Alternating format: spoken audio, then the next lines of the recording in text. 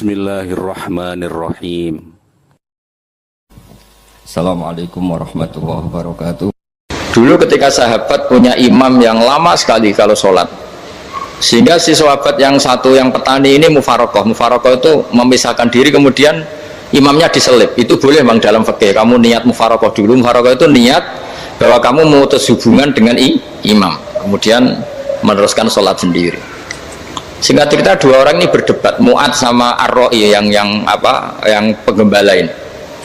Kamu munafik, sholat kok meninggalkan imam. Terus yang satu bilang, kamu keterlaluan, sholatnya lama sekali. Singkat cerita dua orang ini lapor ke Rasulullah SAW. Uniknya Nabi itu membenarkan yang petani tadi. Kamu Mu'ad jadi masalah. Agama ini tidak boleh jadi problem. Kalau kamu ngimami orang, jangan lama-lama. Di situ ada ibu-ibu yang ditunggui anaknya yang sedang menyusu, banyak petani yang nunggu macam-macam. Kayak pegawai POM ya ditunggu shift temannya, pegawai Indomaret juga gitu, apalagi Grab mungkin ditunggu penumpangnya macam-macam.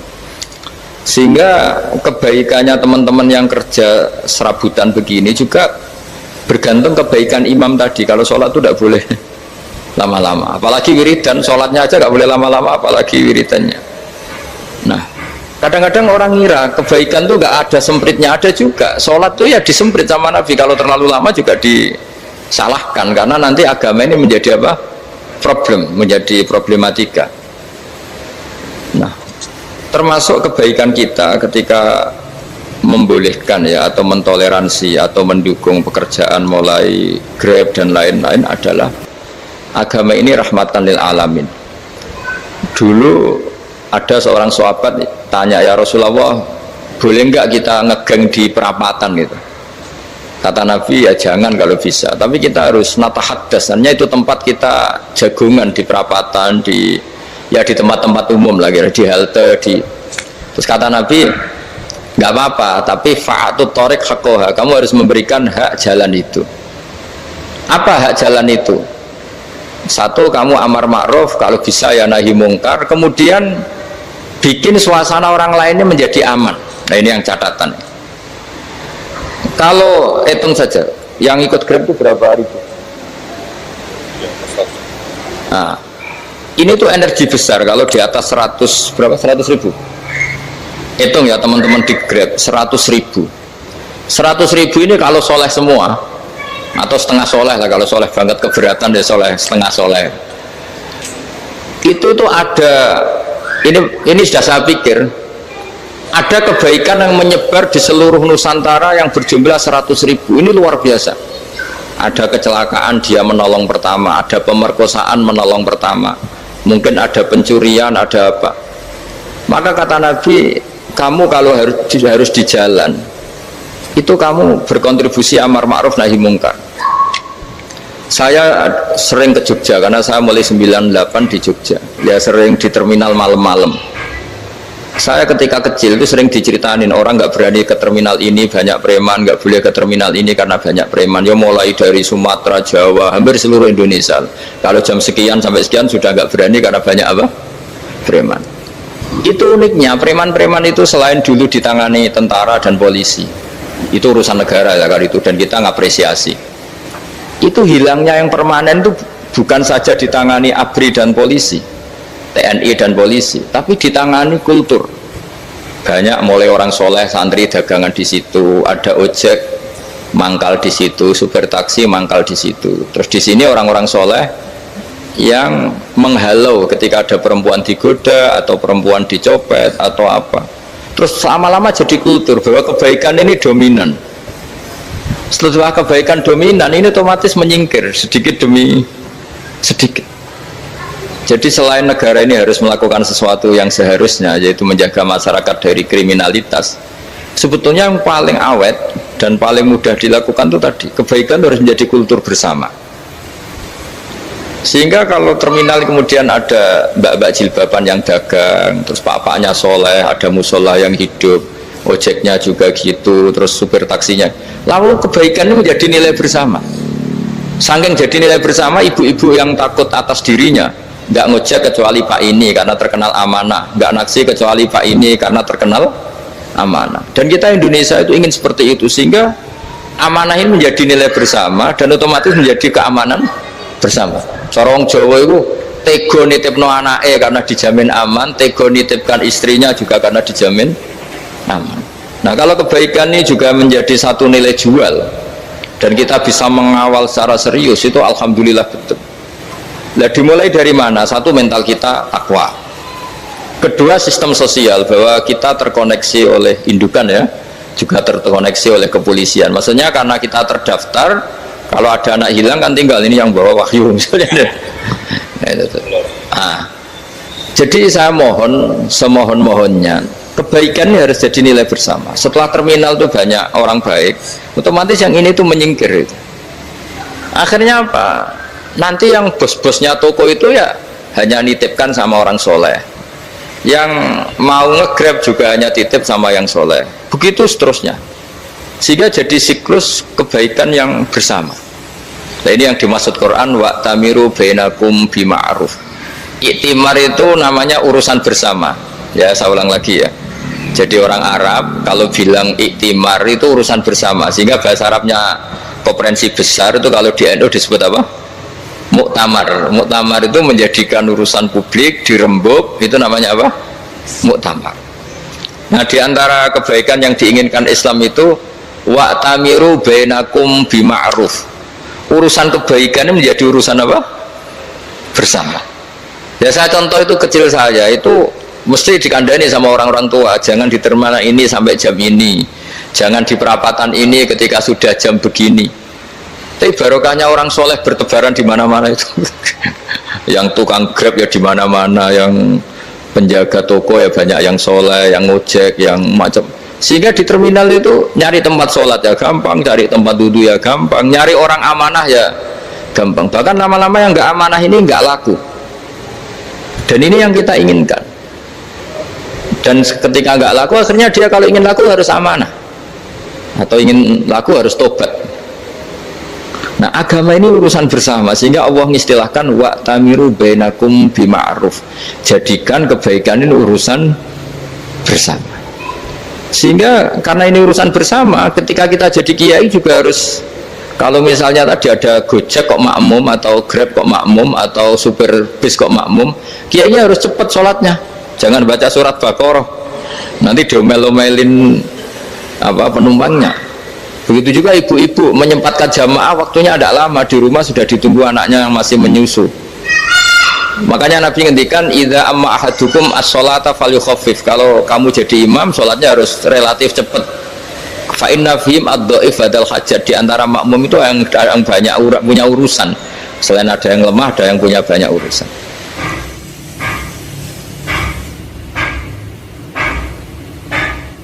Nah, terus ketiga, masalah kekayaan hati. Kekayaan hati ini penting sekali karena rata-rata teman di Grab itu kan miskin lah. Tapi jangan miskin sampai miskin hati itu. Bahwa kamu nyari nafkah itu sudah ibadah, berkelana di dunia Allah juga ibadah, menyaksikan macam-macamnya orang itu juga ibadah. Bahkan menambah khazanah ilmu. Di antara warisan ilmu yang kita dapatkan dari Rasulullah SAW, misalnya kamu jalan-jalan, punya kaki dua, punya tangan dua. Gara-gara jalan-jalan sering ngerti orang yang buntung. Alhamdulillah meskipun saya hanya Grab masih punya kaki itu. Terus ketemu orang buta ya gitu. Alhamdulillah ladzi afani mimma btalaka bih. Alhamdulillah saya terselamatkan dari seperti itu. Sehingga melihat orang maksiat juga gitu. Saya meskipun gini terselamatkan dari jari tempat maksiat, dari sehingga hidup itu tidak nelongso gitu. Ada nilai lebih yang kita punyai. Jadi diantara kebaikan Islam adalah orang disuruh ingat sisi nikmat. Nah, kalau nikmat itu sudah ada semua, kata Imam Ghazali, nikmat hidup. Kata Imam Ghazali, jika nggak ada kenikmatan yang Anda punyai, kamu datang ke kuburan. Disuruh datang ke kuburan. Dan kamu bilang begini, kenikmatan kembali ke dunia adalah kenikmatan yang diinginkan mulai yang mati zaman Nabi Adam sampai kiamat. Jadi kalau Fir'aun yang pernah jadi raja, Namrud, semuanya, bahkan orang-orang soleh sekalipun, kalau kamu tanya keinginan terbaiknya apa? Ingin kembali hidup untuk membenahi kesalahannya zaman hidup.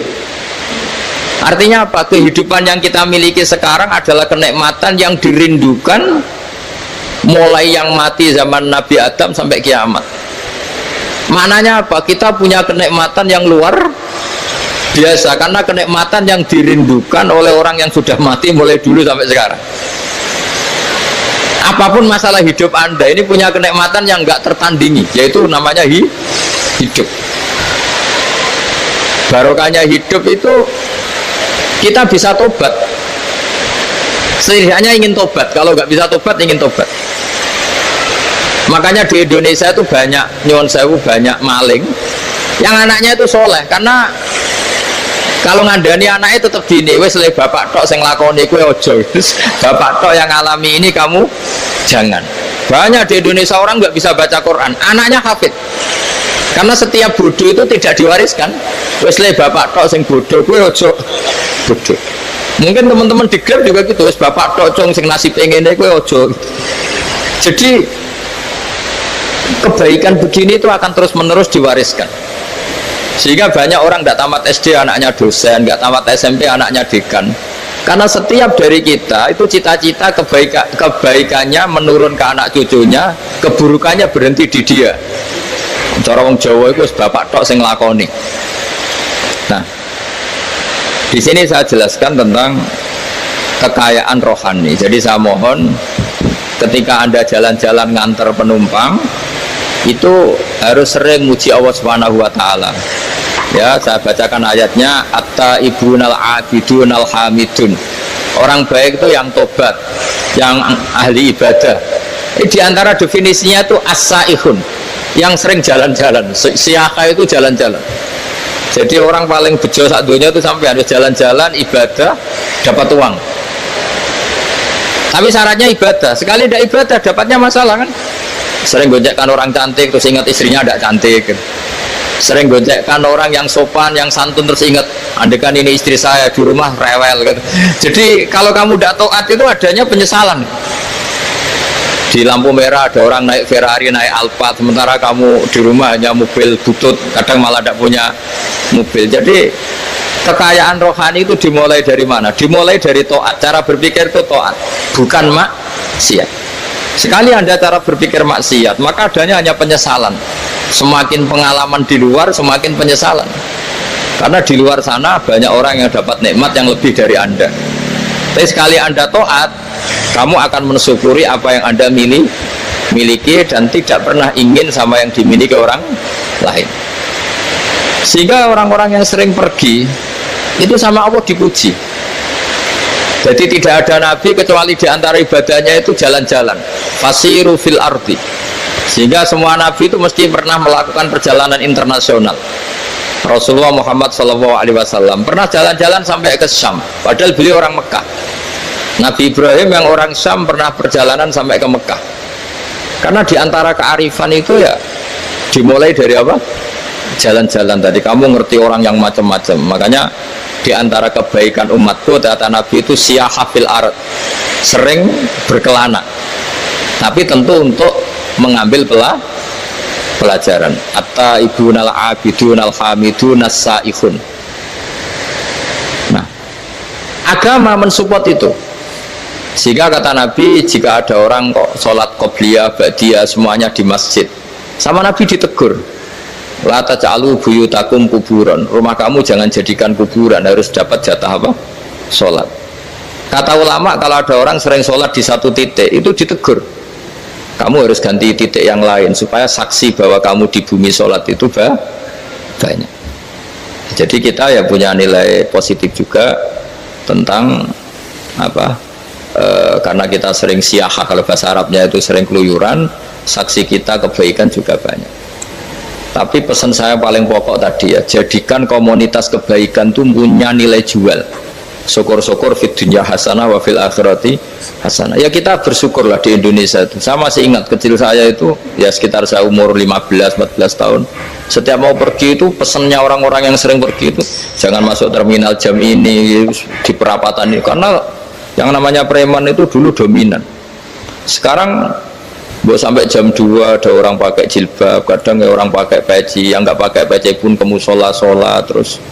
Yes, pokoknya kebaikan itu jadi komunitas dan jadi nilai jual. Bahkan tadi, misalnya ibu-ibu yang pergi malam itu kan mesti ada orang-orang yang jadi langganannya karena terkenal apa? Amanah. Yang dititipi anak juga pilih orang yang terkenal apa? Amanah. Nah, nilai amanah ini harus kita jaga terus. Supaya kamu ya bisa bekerja, orang lain juga nyaman karena amanah tadi. Allah juga senang karena amanah itu perintahnya Allah Subhanahu wa ta'ala. Dan Indonesia harus menuju ke sana. Pemimpin juga harus gitu. Pemimpin bawaannya amanah, bawaannya apa, yang memilih dia juga senang karena nggak malu lah. Tapi kalau kita milih, ternyata kita pilih tahu-tahu ditangkap KPK, kan ya malu gitu.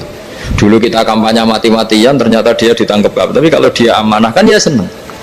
Sama kalau tukang Grab ketangkap satu karena penodaan atau karena pengkhianatan, yang malu juga semua, karena kadang-kadang nanti digeneralisir seakan-akan semuanya seperti itu. Tapi dengan reputasi panjang, nggak pernah terjadi apa-apa dalam Grab, kan otomatis lainnya juga terangkat. Nah, ini yang dimaksud wa'tamiru bainakum bima'ruf. Jadikan kebaikan itu urusan bersama.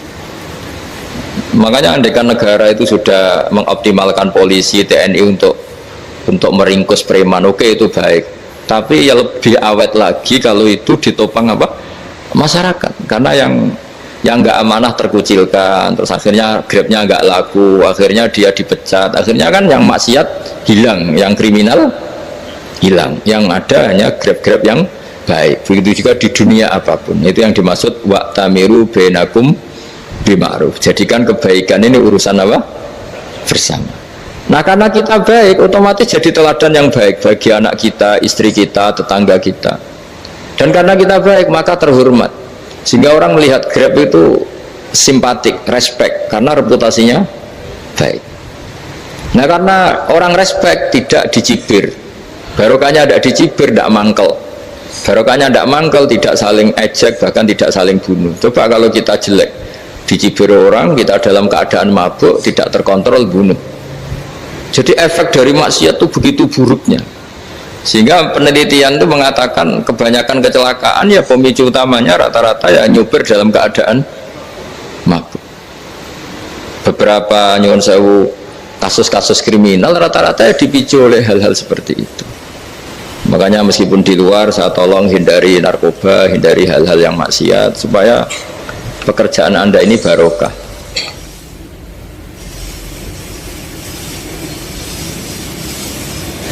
Kemudian yang terakhir saya beri ijazah tentang Al-Fatihah ya, karena ini surat yang populer.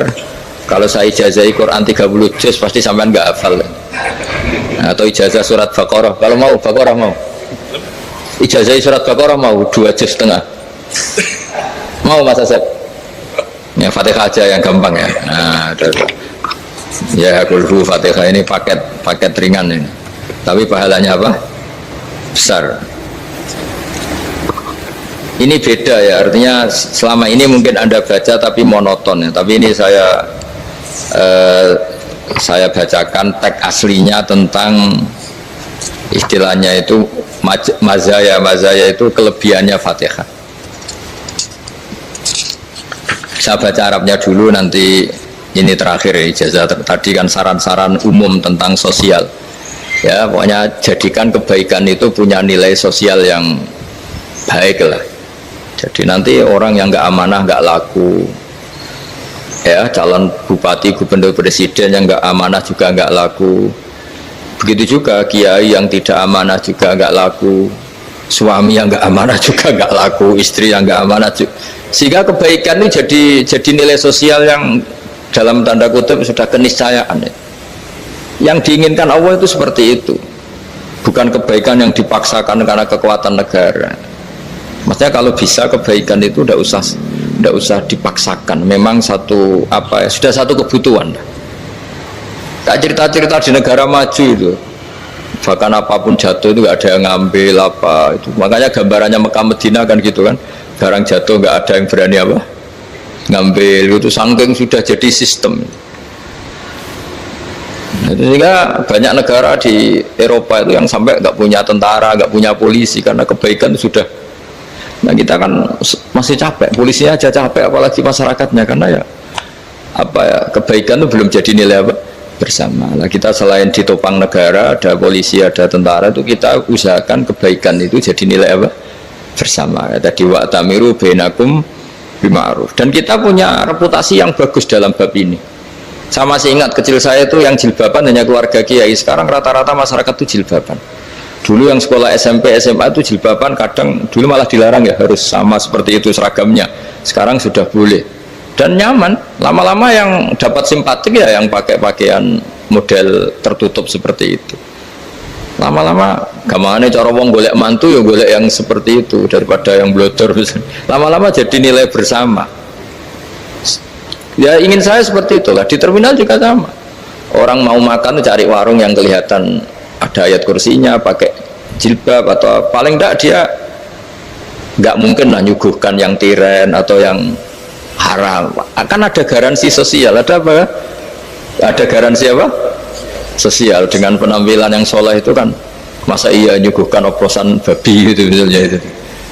Jadi nilai sosial itu harus, ya tadi harus benar-benar jadi nilai, sehingga negara biar nggak capek-capek itu. Polisi juga gak capek kan, karena tugasnya corong Jawa mau ngawat-ngawati tok, tapi tidak perlu tegang karena kebaikan sudah jadi nilai apa bersama. Ya, ingat-ingat ya ayatnya tadi, wa'tamiru bainakum bima'ruf. Jadi kebaikan itu harus jadi nilai bersama. Iktimar itu menjadi urusan bersama.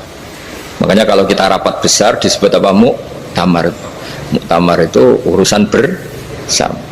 Ya tadi imamnya sholat juga menopang Gojek karena nggak lama-lama nopang Grab, nopang Kernet, nopang penjaga Indomaret, penjaga bensin, pom bensin. Nah dia hanya punya waktu 5 menit terus imamnya baca Baqarah kan. Iya imamnya mursyid, mungkin dia tambah lama tambah dapat aplaus dari muhibbinnya, tapi makmumnya dia tambah lama tambah dapat penghormatan dari pecintanya, tapi kitanya wah khusyuk wali kan, dia dapat status naik lah. Kita yang sudah tidak ikut jadi wali diganggu apa pekerjaannya. Kalau ada imam seperti itu sampai mufarokoh saja, niat ya Allah sampai sini saja saya makmum orang itu, silakan orang itu punya urusan sendiri dengan jenengan, ya sudah atau salib saja apa ya, itu boleh. Kalau dalam fikih namanya apa mufarokoh. Mufarokoh itu niat, tapi kamu jangan langsung selonong mufarokoh, niat dulu pamit sama Allah bahwa sekarang mau mufarokoh. Ya, tapi ya jadi sholat yang aneh kan, imamnya masih rukuk, kamu terus sujud, terus apa-apa selesai ya. Mungkin dalam pandangan itu orang lain ini maksudnya makmum gimana ini kok begini. Tapi sudahlah Allah Maha tahu. Nah, insya Allah dimaklumi. Ya saya baca tentang Fatihah ya, karena sampean pasti sering baca Fatihah. Supaya apa sekaligus jadi jimat lah gitu. Jadi kalau kamu sering di jalan-jalan yang mungkin sepi, atau mungkin kan tidak semua teman Grab itu nasibnya bagus yang di Semarang Jogja, mungkin yang di Kalimantan di Papua kan ada yang 10 kilo gak ketemu rumah ya kan, yang lihat di TV-TV itu kan kasihan kan, sudah 10 kilo gak ketemu rumah, penumpangnya kewekar preman tuh kan, ini makan orang enggak kan, udah kan ujiannya dua. Kalau penumpangnya cantik itu ya kecoba syahwat, kalau preman takut. Jadi orang itu selalu ujian itu. Sing sedengan itu kan jarang orang itu. Jadi kalau penumpangnya perempuan cantik ujiannya itu syahwat, kalau preman ujiannya ketakutan. Kalau orang yang lemah bau uang ujiannya kamu ingin garong. Jadi hidup itu memang semuanya ujian. Liyabluwakum ayyukum ahsanu amala. Makanya saya sering ditanya oleh teman-teman, Gus, nah ujiannya kenal wong wedok elek piye? Sama, kenal wong ayu ujiannya syahwat, kenal wong elek ujiannya ngenyek, itu sama-sama dosa.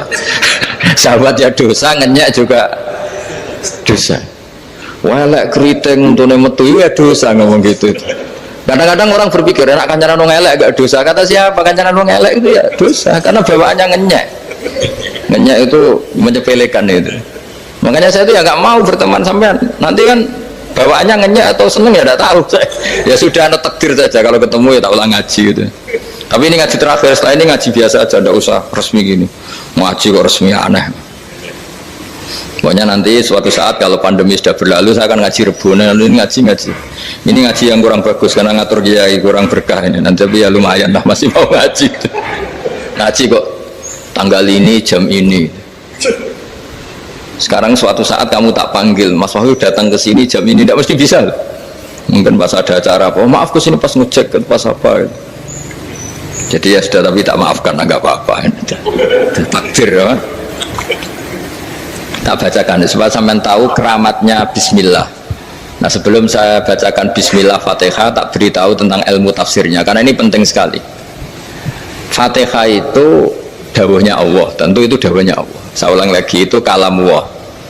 Tapi yang sudah diberikan kesampaian ke kita semua. Sehingga seakan-akan itu menjadi dawuhnya kita ke Allah. Jangan salah loh ya, Fatihah itu dawuh Allah tapi sudah diberikan ke kita. Sehingga posisi kita itu yang punya itu. Nah, kenapa ini perlu dijelaskan? Karena nanti ada kalimat iyyaka na'budu wa iyyaka nasta'in. Kalau itu masih kalam Allah, berarti Allah ngomong ke kamu, ngendikan ke kamu, kepadamu aku menyembah. Masa Allah menyembah kamu? Nah, sehingga ilmu tafsir itu menyelesaikan itu dulu ya. Saya ulang lagi ya, sebelum sampean sering baca Fatihah, aku yakin ya sering baca. Tapi barokahnya tidak paham itu tidak pernah janggal. Enggak paham itu ya penting supaya tidak iskal, tidak janggal. Sebetulnya di kalimat itu ada yang janggal. Kalau Fatihah itu kalimatnya Allah atau kalam Allah, bagaimana dengan kata-kata iyyaka na'budu? Masa Allah ngendikan ke kita, kepadamu kami menyembah? Masa Allah menyembah kita? Maka penyelesaiannya secara ilmu tafsir gimana? Semua ulama mengatakan, bukan satu dua, semuanya mengatakan di Fatihah itu semuanya diberi kawalan kalimat. Saya ulang lagi ya, di Fatihah itu semuanya diberi awalan kalimat qulu, katakan wahai hambaku begini ya, katakan wahai hambaku begini. Nah, begini ini pelajaran dari Allah yang sudah diberikan ke kita. Terus kita mengatakan bismillahirrahmanirrahim, alhamdulillahirabbil, termasuk kita mengatakan iyyaka na'budu wa iyyaka nasta'in. Jangan bayangkan Allah ngendikan ke kita. Kalau Allah ngendikan kita berarti gini, hei Wahyu, ihdinas siratal mustaqim, tunjukkan saya jalan yang benar. Nah, nanti kamu terus, ya Allah, Anda aja minta tolong saya minta tolong siapa? Kan jadi panjang kan. Ya, saya ulang lagi ya. Jadi itu di Ulumul Quran diterangkan gimana?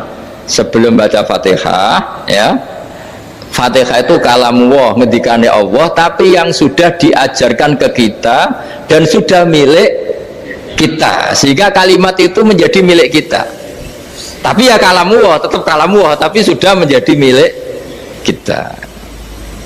Udah paham ya? Ya pinter nah.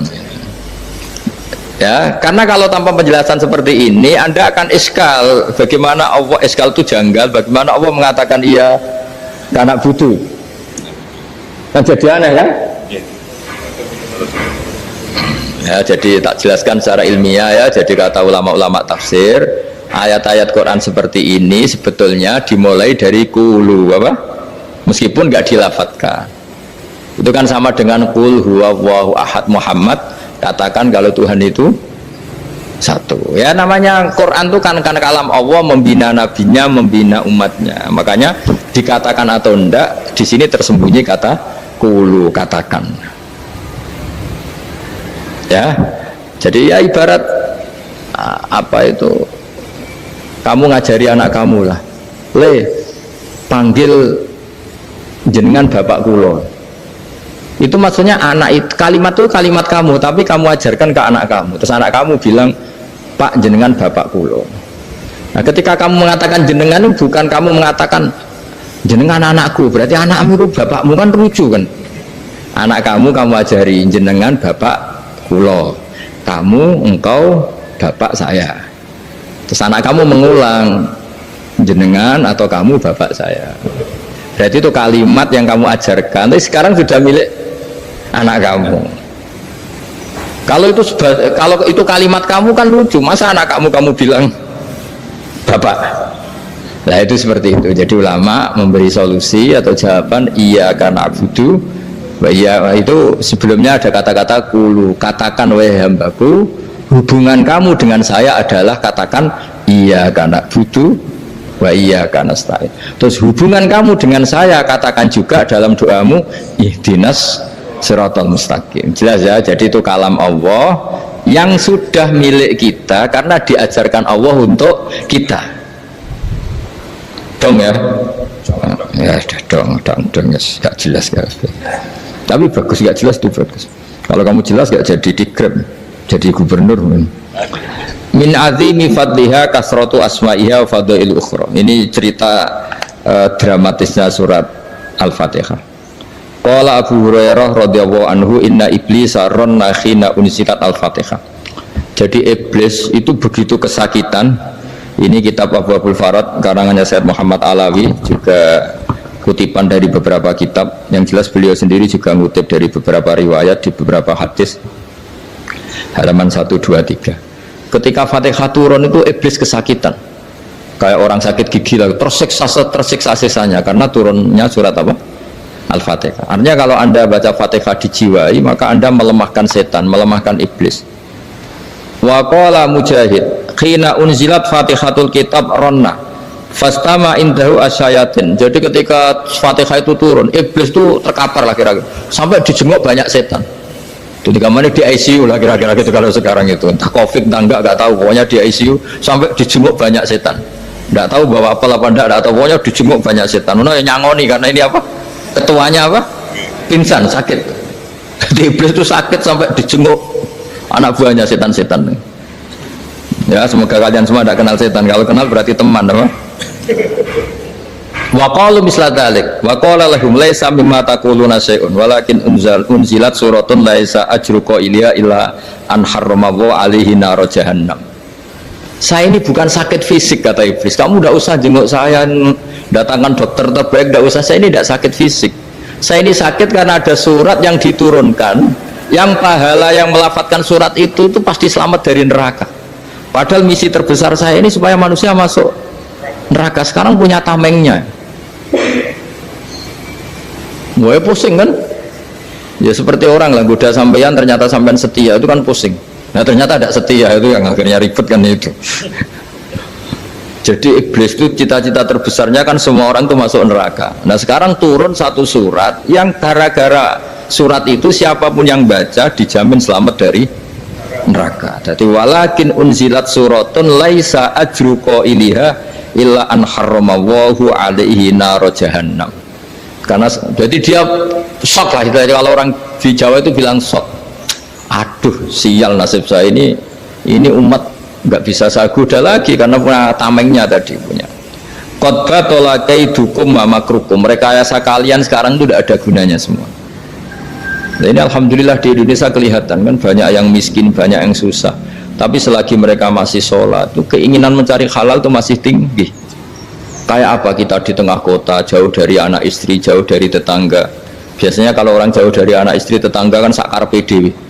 Tapi yang soleh masih banyak, sudah jauh dari keluarga tetap lurus. Loh, kalau yang dekat lurus kan wajar, konangan wong akeh kan. Ini sudah jauh masih lurus. Nah ini nggak lepas dari barokahnya surat apa? Surat Fatihah tadi. Jadi karena ada surat yang menjamin pelafalnya atau qailiha terbebas dari api neraka. Wa qalat as-sayatinu lahu is ayyusai'in ta'muruna ya maulana. Faqala lahum idhabu wajtahidu hatta tukhfilu qulubahum hatta la yaqulu hadhihi surah. Lalu kita gimana, jari para setan begitu. Lalu kita gimana? Terus kata iblis, sudah bikin mereka lupa sehingga tidak baca lagi.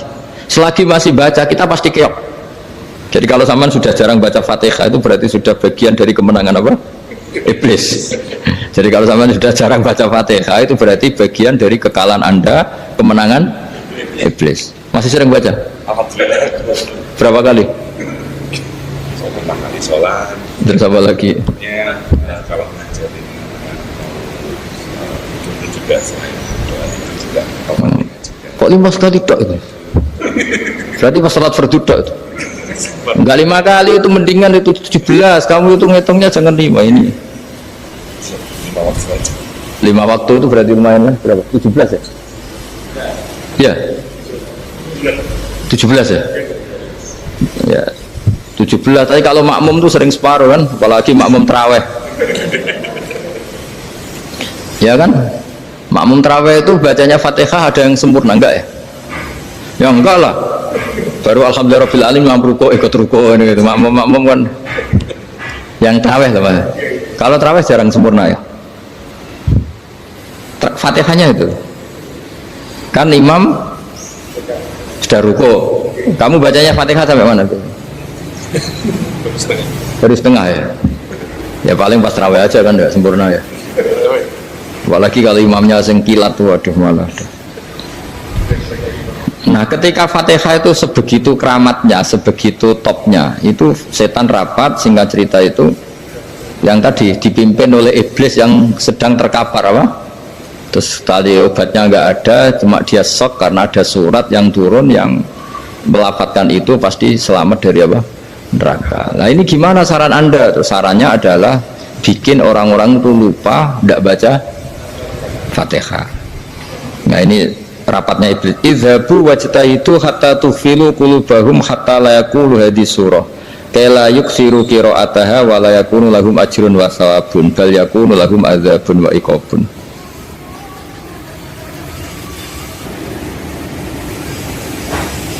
Jadi saya mohon selama ini Anda sudah baca, tapi mungkin hanya rutin saja. Napa rutin saja? Jadi barokahnya ngaji ini kamu punya kekuatan atau punya semangat membaca karena ini surat yang luar biasa. Ibarat gini, kalau sampean tanya, saya juga sering mikir, masa Gus hanya surat kok punya kekuatan seperti itu? Di dunia ini kata Allah, mulai Nabi Adam sampai kiamat, nggak ada yang bisa menandingi kekuatan kalimah. Kalimah itu kata-kata, nggak ada yang bisa menandingi kata-kata. Misalnya Anda nge-grab berangkat istri cuek, berangkat cuek, itu beda dengan ketika meskipun satu kalimat, wes Pak muga-muga dilindungi pangeran, mungkin jenengan selamat, itu menjadi teduh dan semangatnya luar biasa karena kayak mendapat support. Jadi kira-kira kalimat itu hubungannya kita dengan Allah, Fatihah itu seperti itu. Kamu melafadzkan satu kata-kata yang dibenarkan langit bumi, dibenarkan aras, dibenarkan malaikat, dibenarkan semua penghuni di dunia ini.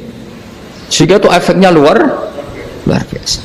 Itu seperti gini ya, kamu cerai sama istri, terus nikah lagi katut babon. 10 tahun anak kamu dididik, ibunya benci kamu. Dan memang Anda layak dibenci. Dididik. Dan sampai nggak pernah manggil kamu Pak. Suatu saat kamu tentu rindu kan ingin dipanggil bapak oleh anak kamu. Suatu saat anak ini manggil kamu Pak E. Lu itu senengnya bukan main, hanya sebuah kata-kata. Makanya kadang-kadang orang itu tanya sama kiai, ijazah lafadz ini gunanya apa sih? Itu ijazah itu untaian kata-kata. Yang kata-kata ini dibenarkan langit dan bumi dan aras dan para malaikat, sehingga efeknya itu luar. Nah ibarat seperti itulah, kamu melafadzkan Fatihah itu melafadzkan kata-kata yang dibenarkan Allah dan Rasul dan semua malaikat, semua penghuni langit. Maka ini efeknya pasti luar. Nah di sini lah orang-orang dulu itu tahu keramatnya itu, sehingga ketika melawan Belanda, melawan Jepang dulu itu kalimat-kalimat itu menjadi mantra yang luar biasa. Doa yang luar biasa. Tapi di era modern karena orang sudah tidak ngerti itu, dianggap itu mantra, jimat, khurafat, bid'ah, waduh ribet menemal. Sebetulnya tidak seperti itu. Memang kata-kata ini kekuatannya luar biasa. Sama kesakitan hati kamu juga karena itu. Wis ngojek wangilan. Lha Pak di bojo kok kowe gagahe tok kere. Wah, iku seling terus mesti. Padahal kalimat itu kan tidak melukai secara fisik, tapi apa kerjanya sesuk sarasa-rasa. Karena terus dengan pengadilan seperti itu kan, ngapain kerja demi perempuan yang seperti ini? Lagi-lagi kata-kata ini luar. Nah bayangkan kalau kata-kata itu adalah kalimat yang diajarkan Allah lewat Rasulnya, lewat malaikat Jibril. Kayak apa kekuatannya itu? Nah kira-kira Fatihah itu gitu.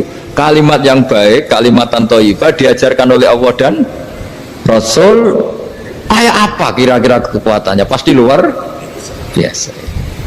Wong support yang dikatakan istri kita, anak kita aja luar biasa, apalagi ini support yang diajarkan Allah dan Rasul. Ya makanya saya mohon kalau baca Fatihah, baca kalimat-kalimat thayyibah ketika sholat itu dijiwai. Ya misalnya Rabbana lakal hamdu mil'us samawati wa mil'ul ardi wa mil'u ma syi'ta min syai'im. Engkau zat yang layak dipuji, dan pujian ini memenuhi langit dan bumi. Karena kita tahu nggak ada sejengkal di alam raya ini kecuali di situ ada rahmat Allah. Misalnya kamu bisa lewat sampai rumah saya, kamu mungkin anggap biasa saja. Coba kalau ngalami likuifaksi, tahu-tahu bumi ini ambles, bisa ngelewati yang likuifaksi itu luar. Tanyakan orang pernah ngalami likuifaksi di Sulawesi, itu melihat bumi bisa diinjak gak ambles itu, wah luar. Nah, sampean gak ngalami itu sehingga lewat bumi ya biasa aja. Coba kalau ngalami seperti tidur, ya biasa aja. Coba kalau ada gempa, bahwa bumi tenang ini sudah nikmat yang luar biasa. Masa kamu ngakui nikmat nunggu digituin? Ya kan? Nah, makanya baca Fatihah dijiwai lah, bahwa ini kalimat yang luar biasa. Nah, saya teruskan ya. Warwa Muslimun fi sahihihi an Ibnu Abbas radhiyallahu anhuma annahu qala bainama Jibril alaihi salam qaidun dan Nabi sami'a naqidan min fawqih farafa'a ra'sahu faqala hadza babun nas-sama futihal yawma lam yuftaqadhu ilal yaum fanazala minhu malakun faqala hadza malakun nazala ilal ardi wa lam yanzil qattu illal yauma fasallim waqal absyir binuraini qad uti tahuma lam yu'tahuma nabiyyun qablak Fatihatul kitab wa khawatimu suratil Baqarah. Jadi suatu saat Jibril ini jagongan kira-kira gitu sama Rasulullah, tahu-tahu langit itu gemuruh. Karena langit gemuruh kata Jibril, terus semuanya ngangkat kepala ke langit. Ini pintu langit baru ini dibuka, yang sebelumnya tidak pernah dibuka seperti ini. Turunlah malaikat, yang malaikat ini pun malaikat spesial, yang nggak malaikat murahan lah kira-kira gitu, yang nggak pernah turun ke bumi kecuali juga saat itu, dengan penyambutan yang luar biasa, dengan semuanya tidak pernah terjadi, hanya karena bahas surat Fatihah.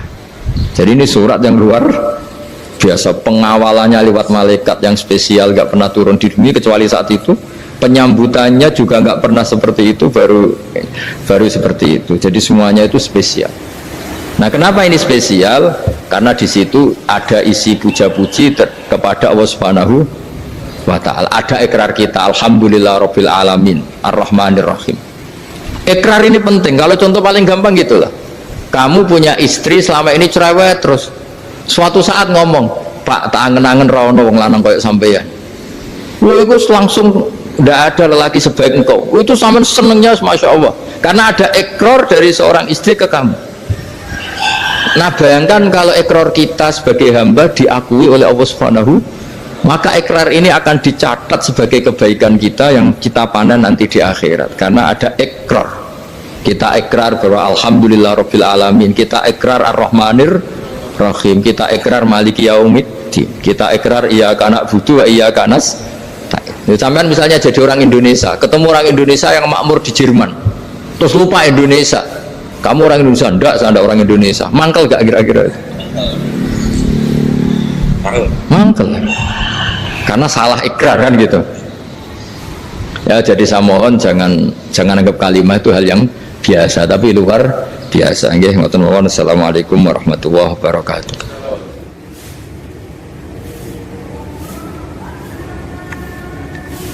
Saya berkali-kali kampanye di mana-mana lah, kampanye dan menganjurkan. Di antara catatan dalam Suhufi Ibrahim wa Musa kan ada kan di Quran itu yang dinamakan lampiran-lampiran wasiatnya Nabi Ibrahim dan Nabi apa?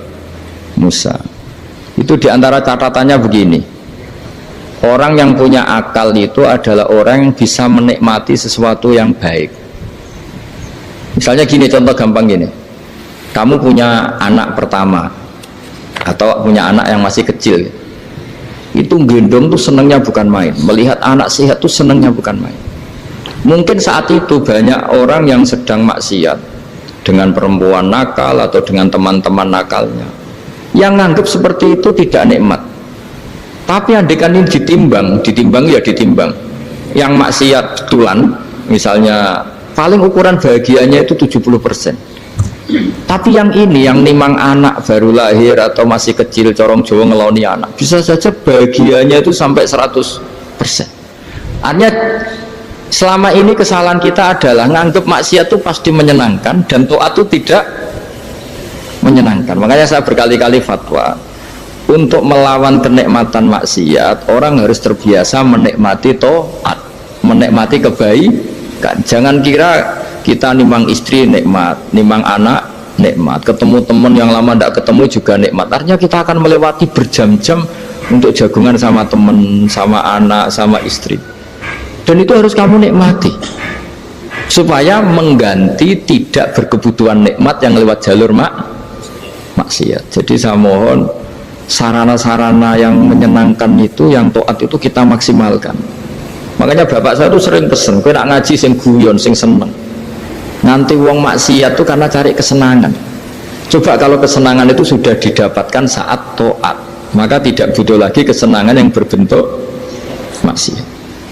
Makanya orang-orang wali dulu kalau sudah sholat itu gak bisa berhenti karena merasa nikmat. Makanya Nabi pernah ngendikan wa qurratu aini fi sholat, nyaman saya itu kalau sedang sholat. Itu tadi, bayangkan kalau besok itu pasti mati.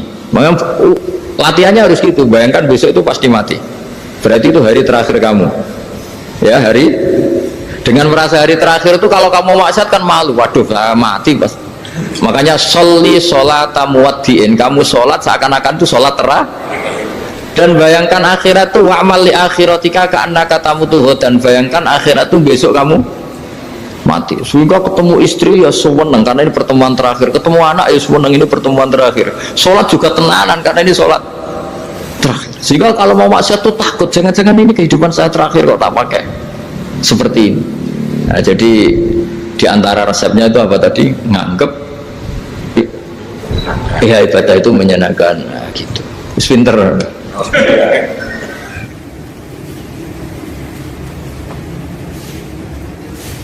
Oke, satu pertanyaan lagi, Gus. Ini ada pertanyaan dari teman-teman mitra driver Grab. Saat mengantarkan barang, tiba-tiba azan waktu sholat, ya, Gus. Lalu kita sebagai driver harus sholat dulu atau menyelesaikan orderan dulu, karena itu juga amanah kan orderannya itu. Mungkin nganter barang atau mungkin nganterin penumpang. Mengingat barang tersebut sudah ditunggu pemiliknya dan penumpang tersebut juga sudah ada janji yang lain, pokoknya gitu. Nyuwun pencerahannya, Gus, gitu. Begini ya, ini kan fikih sosial ya. Saya jawab, ini memang harus pakai fikih, nggak pakai rasa. Saya ulang lagi, pakai fikih, nggak pakai rasa. Waktu sholat itu kan banyak ya, diantaranya maghrib dan isya, duhur dan asar, terus subuh sendiri. Ya, ben zaman belajar fikih, orang belajar tasawuf ya. Nah, kalau subuh itu tidak ada toleransinya kalau waktunya sudah tinggal 10 menit karena tidak ada jamak. Ya, tidak ada apa? Jamak. Sehingga misalnya kalau kamu ngojek waktu tinggal 10 menit ya harus sholat. Tapi kalau sekedar dengar azan ya, ini penanyanya kayaknya itu teman kamu, jadi fikihnya kayak kamu, nggak jelas. Azan itu kan bukan akhir waktu sholat. Azan itu bukan akhir waktu sholat, tapi awal sholat. Itu tidak harus supir Grab, tidak harus supir Gojek. Meskipun kamu makan ada azan ya teruskan saja, kan tidak akhir waktu sholat. Anda menerima tamu, gendong anak, atau sedang nyupir, atau sedang bercengkrama sama teman. Kalau ada azan ya nggak apa-apa, misalnya diteruskan. Kan bukan akhir waktu sholat. Yang benar-benar ditinggalkan itu kalau waktu sholat misalnya tinggal 7 menit. Atau tinggal 8 menit. Waktu yang mau tidak mau kamu harus tasarrufkan, kamu peruntukkan injury time gitu. Nah, injury time. Ya, gitu aja kok gak tahu ya. Nah, lalu misalnya kalau pertanyaan tadi mestinya kelasnya itu kelas afdoliyah. Utamanya gimana? Kalau wajibnya belum ada karena kan waktunya masih panjang. Jadi pertanyaannya bukan wajibnya tapi sebaiknya, karena ini semuanya belum mendesak kan.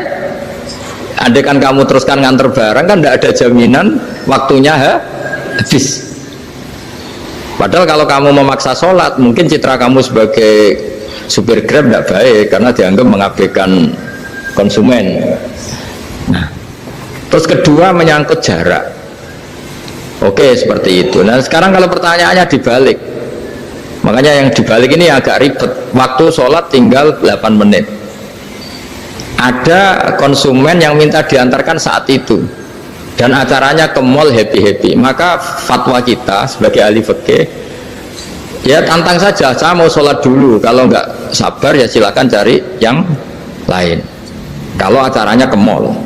Tapi kalau acaranya kelahiran atau transfusi darah atau mau nganterin darah ke pasien yang sudah koma, maka kita langsung, karena ibadah sosial itu didahulukan mengalahkan ibadah yang haknya Allah, karena Allah itu zat yang tidak butuh ibadah kalian. Tapi kalau pasien ini kalau nggak nang kesampaian darahnya mati misalnya. Jadi kamane Allah luwih apian lah gitu. Makanya masyhur kalau dalam fikih hak Allah sama hak Adam ini dimenangkan hak Adami, tapi bukan karena Allah kita kalahkan. Allah tidak butuh itu semua. Jadi dikalahkan tapi bukan karena kalah, justru karena ada butuh. Ya ibarat gini lah, Allah itu saking baiknya Allah kan pasti di atas orang tua kita, itu pasti saya ulang lagi, baiknya Allah pasti di atas orang tua kita saja baik, apalagi Allah. Misalnya orang tua kamu butuh uang 5.000, adik kamu butuh uang 5.000, adik kamu yang kecil atau ya, kira-kira orang tua kamu tuh nyuruh dikasihkan beliau apa adik kamu, kira-kira saja ke adik kamu. Nah Allah itu saking baiknya, hal yang terkait Allah, misalnya tadi sholat tepat waktu sama ibadah sosial itu disuruh ibadah sosial. Karena ini kalau nggak kesampaian transfusi darahnya atau apalah, atau kamu dokter yang harus mengurus operasi waktunya tinggal 5 menit, kamu harus ngoperasi pasien dulu karena Allah bisa menerima sholat kamu. Nah tak terangkan lagi ini fikih terus. Lalu sholat yang apa? Kalau sholat itu antara maghrib dan isya dan nanti yang terlambat itu maghrib, kita ngikuti ulama yang mengatakan jika ada darurat maka maghrib dan isya boleh dijamak meskipun tidak atas nama pergi. Kan jarak kamu kan tidak jarak masafatu qasrin. Artinya apa? Misalnya saya dokter harus operasi, waktu saya tinggal 8 menit mau maghrib, ternyata harus ada operasi. Kalau saya nggak nangani mati, saya harus operasi. Dan nanti waktu saya maghrib habis itu tidak harus dikatakan kodok atau yang mengeluarkan maghrib dari waktunya. Bisa saja menurut ulama dianggap boleh dijamak takhir dengan isya karena kondisinya masih waktu jam'in. Begitu juga duhur dengan asar. Tapi kalau waktunya itu asar tinggal 8 menit kemudian harus ada operasi, ya kita operasi. Waktu asar kita mundur sampai maghrib, namanya kodok yang dimaafkan Allah. Ya namanya tetap kodok karena asar nggak bisa dijamak dengan maghrib. Jadi ini fikih ya. Jadi jawabnya harus jelimet. Jadi saya ulang lagi ya. Tadi kan pertanyaannya dengar adzan. Kalau adzan kan waktunya masih panjang. Apalagi misalnya maghrib kan waktunya kan taruh saja ada waktu seperempat jam. Ternyata andekan kamu antar hanya butuh waktu 7 menit, kan nggak ngefek sama saya nyanda. Nah, nyanda.